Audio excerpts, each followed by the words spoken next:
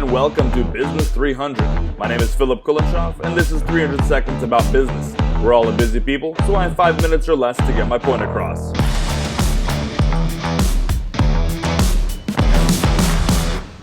Set your timer. Off we go. Overproduction. Making stuff you don't need or don't need yet. Overproduction wastes your limited capacity, which is an irreplaceable opportunity cost, and also triggers all the other wastes. So yes, pretty bad. That's what we've covered last time. But overproduction, out of the 7, is also the waste that we not only do most often, but think that we're doing the right thing when we're doing it. We purposefully decide to produce more than we need. Doing wrong is easier when you think it's right. Overproduction is a vice that we think is a virtue, and repenting of your virtues is double tricky. So what is it about producing more than we need right now that appeals to the business mindset? The problem lies in a misplaced premise and a misaligned conclusion.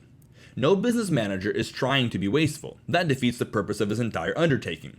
But when you misunderstand what is wasteful, you misdirect your efforts.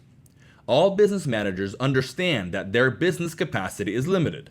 Another term frequently used is finite capacity. Because the manager knows capacity is limited, when he sees an underutilized resource, his spidey senses go berserk.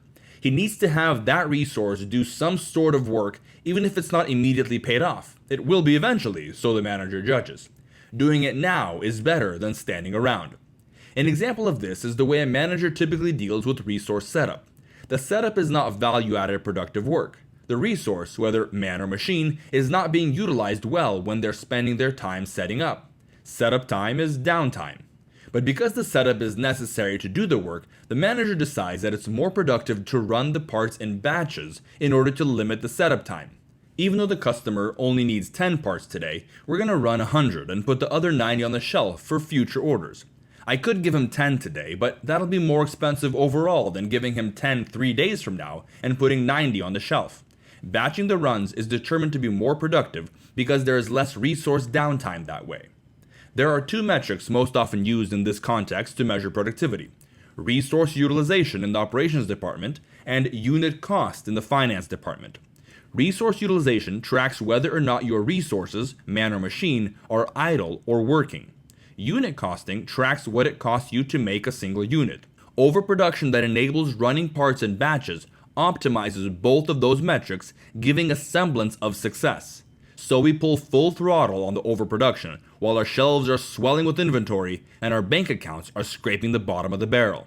But why, we ask? Our unit costs are $2 a piece and we're selling for 10, which gives us 80% gross margins. Where's the money?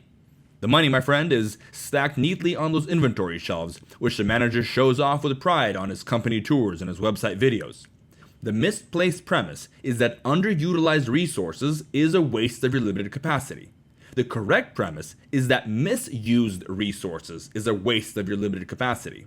And how are we to define if our resources are used properly or not? We measure it in relation to the customer's demand of value delivery. How many parts does the customer need delivered today? How many did we deliver? Resource utilization means absolutely nothing if you're not utilizing your resources directly towards delivery of value. Unit costing means nothing if you're not selling those units. Gross profit margins are a noisy gong if you're hiding your cost of goods sold in your inventory balance.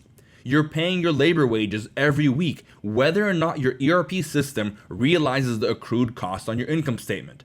Do your GAAP accounting to keep your CPAs happy, but don't forget what you're in this game for. Don't flirt with unit costs and resource utilization metrics. If you walk on coal, you'll burn your feet.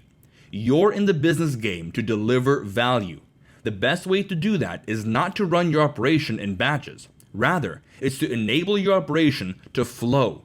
From start to finish, we are after flowing the value the customer needs today. What the customer wants, how much of it he wants, and when he wants it. Making parts that aren't connected to an order, or making them too soon, hinders the success of your business. Eliminate waste by not overproducing.